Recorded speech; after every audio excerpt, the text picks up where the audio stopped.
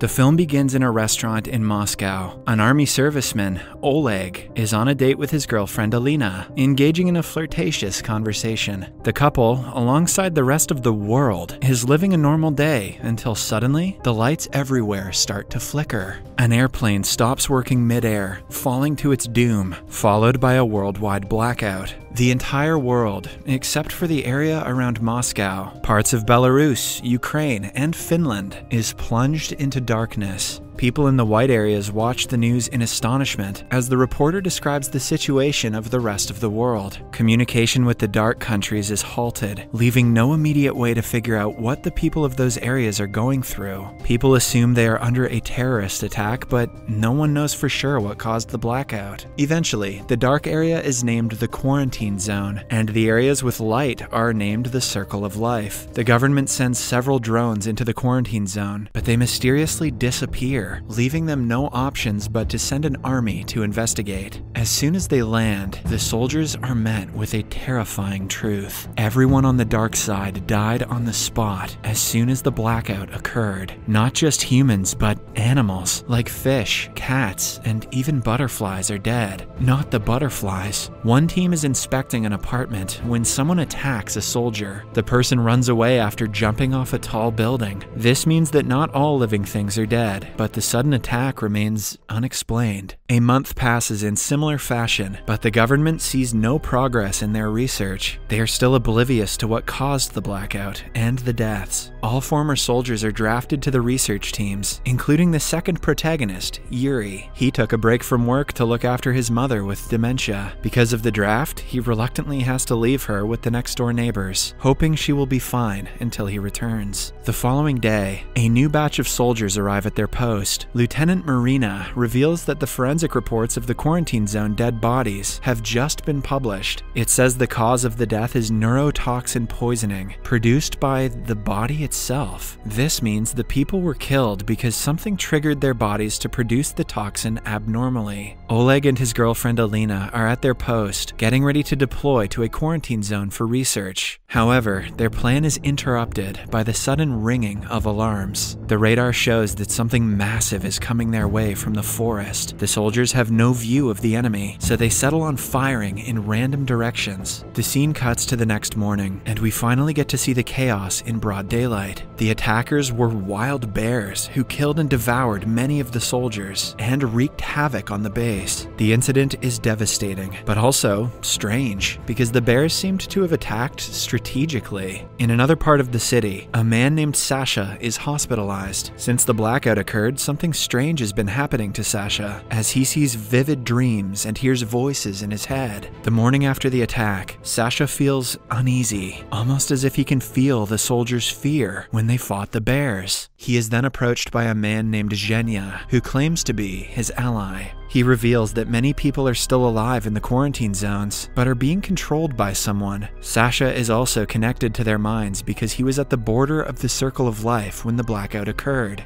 This explains his dreams, and also the bear attack, which was an elaborate plan devised by the person who is controlling everything. Zhenya doesn't disclose how he knows all of this, which causes Sasha to panic. He calls the guards, but finds out he has been talking to Zhenya in his mind, and he is not physically present in the room. Ghosts, blackouts, and bears, oh my.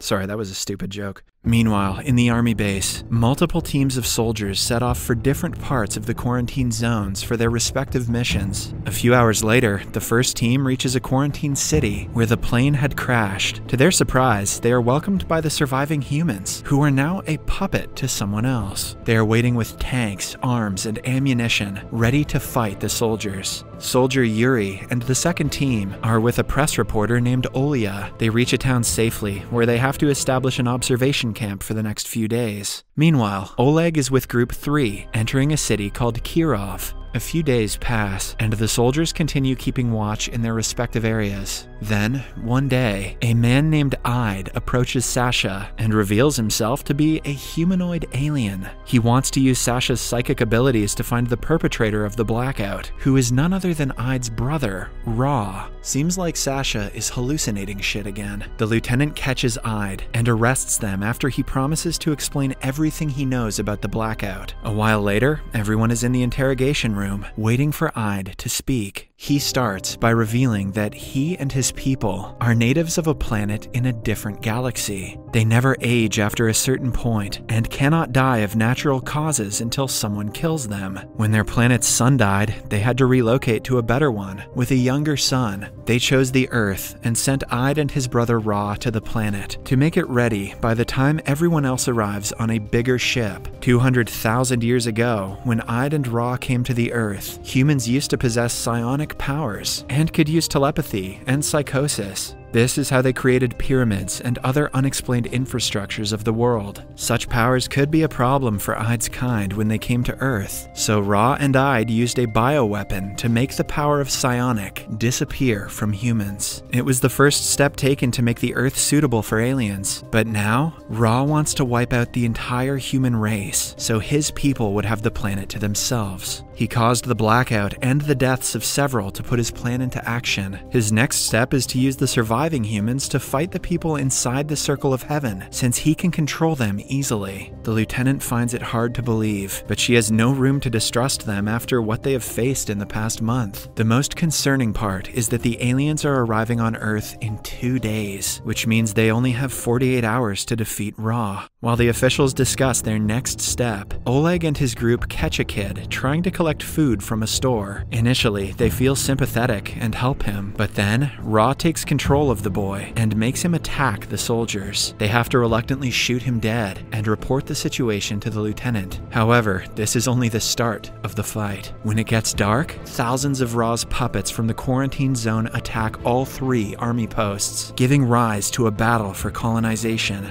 Yuri and his team are heavily outnumbered, so they send a flare signal to the base, asking for reinforcements. The commander gets the soldiers ready, when suddenly, the sky lights up because of flare signals coming from all directions. The entirety of surviving humans have been outnumbered, making their loss seem imminent. Now their only hope is Ide, and fortunately he is willing to help. He tells the lieutenant that they have to locate Ra with Sasha's help. Only when his brother is stopped, Ide can control the people attacking the soldiers. The lieutenant brings Ide and his human associate Zhenya to the army base, where they have to find Sasha and help him locate Ra. In the meantime, Yuri's team is ambushed to the ground, and his fellow soldiers are killed one after another. At last, only 2 survivors remain, him and Olya. They have to find another group if they wish to stay alive. Hence, they get on a vehicle and make their way to Oleg's team. Elsewhere, Ide is helping Sasha focus, so they can figure out where Ra is located. After trying for a while, Sasha finally sees him on top of a skyscraper in Kirov, controlling the human puppets. Ide helps Sasha calm down and suggests they quickly leave for Kirov. It is also the place where Oleg is stationed and where Olya and Yuri are headed. Ide and the team are preparing to leave when they are informed that the puppets have attacked the Circle of Life as well. Not wasting more time, Ide, the lieutenant, and her soldiers leave for Kirov. Sasha is asked to stay at the base because his life must not be put at risk. On their way to Kirov, Ide reveals that he doesn't care about Sasha's life. He asked the guy to stay back because Ra could track his location, which would mean trouble for all of them.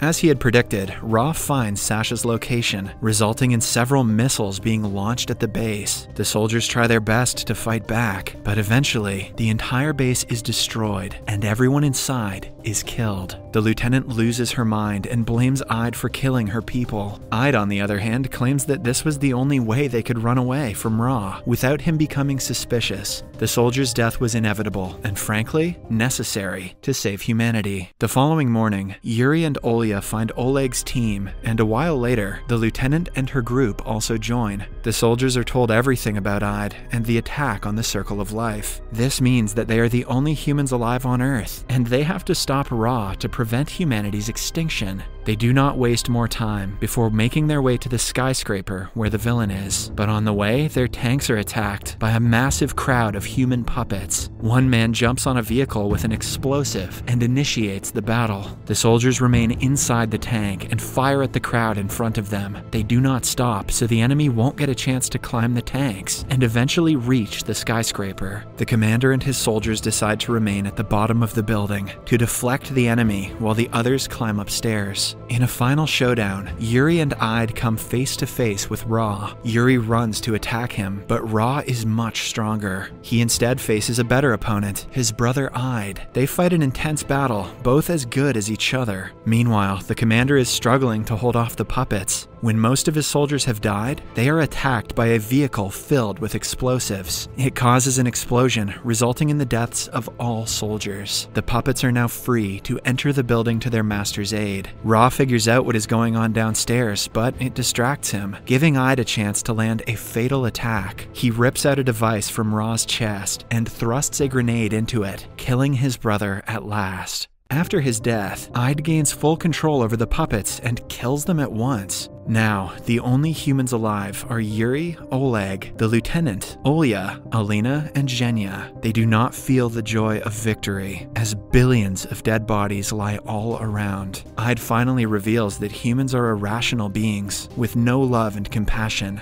Even when they show mercy, they will choose a path of violence one day or the other. This is why Ra wanted to end them as a species, and ensure his people's safety. They've clearly demonstrated that they're not violent at all. However, Ide has a different motive. He wants to be God and craves absolute power. He could have warned people long ago about the blackout, but he only came into action after it happened. This is because he wanted humans to die, so they know his importance and see him as their messiah. An enraged lieutenant holds him at gunpoint, accusing him of killing billions just for his fantasy. Before she shoots, Zhenya runs at Ide with a knife. Ide positions himself away from both of them, just in time for Zhenya to stab the lieutenant. She is killed in the incident. Ide turns himself into Oleg's father to confuse him, but Zhenya sees through his plan this time. He throws him from the roof, dying with him in the fall. Now, the only people alive are an injured Yuri, Oleg, Olya, and Alina. Everything falls silent as they watch an alien spaceship land on Earth. The door to the ship opens, and they patiently wait for the invaders, but to their surprise, no one comes out.